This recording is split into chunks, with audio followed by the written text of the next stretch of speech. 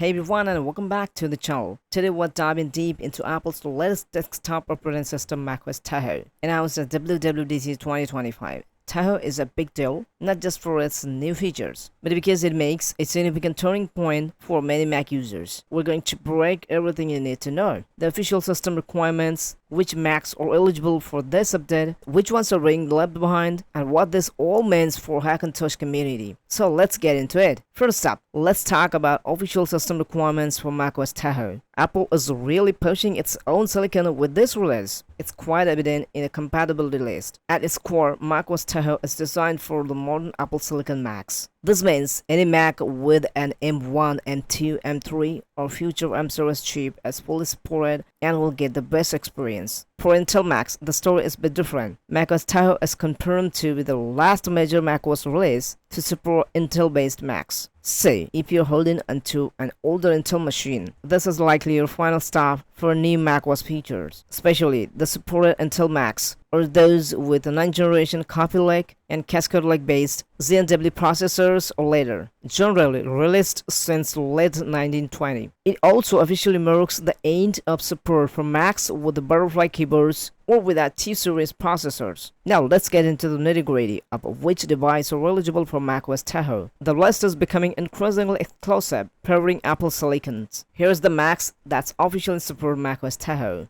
iMac 2020 and later, MacBook Air with Apple Silicon 2020 and later, M1, M2, etc. MacBook Pro with Apple Silicon 2020 and later, M1, M2, and etc. MacBook Pro Intel 16-inch 2019, 13-inch 2020, 4 Thunderbolt 3 ports. Mac Mini 2020 and later, Mac Pro 2019 and later, Mac Stereo, all models 2022 and later. So you can see the Intel list is very short. These are generally the most recent and powerful Intel Macs that Apple produced before fully transitioning to their own chip. And now for the Macs that won't be making the kind of macOS Tahoe. This is where many users will find their machines reaching their official end of life for major macOS updates. macOS Tahoe drops supports for significant numbers of Intel-based Macs that was supported by macOS Sequoia, the previous version. This includes iMac Pro 20, iMac Pro 2017, iMac 2019, 27-inch model with higher end of Intel chips. All models except the 2020, 27-inch model with higher end Intel chips. Mac Mini 2018, MacBook Air Intel. All models including 2020 Intel MacBook Air, meaning all Intel MacBook Airs were not officially in support for major updates. MacBook Pro Intel 2018, 2018 MacBook Pro models 13-inch and 15-inch. 2019 13-inch and 15-inch MacBook Pro models, 2020 13-inch MacBook Pro, 2 Thunderbolt 3 port. So if you have any of these models, macOS Tahoe will not be available to you through official channels. While you might still receive security updates for previews on your current macOS version, new features and advancements will be off limits. This brings us to a very important question. What about Hackintoshes? For years, the Hackintosh community has kept macOS alive on non-Apple hardware. But Apple's full pivot to Apple Silicon, the landscape is changing dramatically. macOS Tahoe is being the last major release to support Intel Macs, has massive implications for Hackintosh. Good news for now. Since the macOS Tahoe still supports some Intel processors, it is theoretically possible to get macOS Tahoe running on compatible Intel-based Hackintosh hardware. Community efforts are already underway to add up OpenCore bootloaders and KEX kernel extensions for Tahoe. You will likely need to be running a fairly recent Intel CPU, Coffee Lake or newer, and have compatible hardware components, especially a T2 chip equivalent, or are working around its absence. The bad news for the long term: after macOS Tahoe, Apple will be transitioning to completely Apple Silicon exclusive codebase with macOS 26 and beyond. This means that Intel-based Hackintoshes in their current form will likely cease to be viable for new macOS versions. Rosetta 2, which currently allows Apple Silicon Macs to run Intel apps, will also be scaled down in future macOS version, further signaling the end of Intel compatibility. So if you're a Hackintosh enthusiast, macOS Tahoe might be your final frontier for running the very latest macOS on custom-built Intel hardware. This is a crucial time for Hackintosh community to explore alternative solutions to consider moving to Apple Silicon. So there you have it, a comprehensive look at macOS Tahoe's system requirements, eligible and ineligible devices,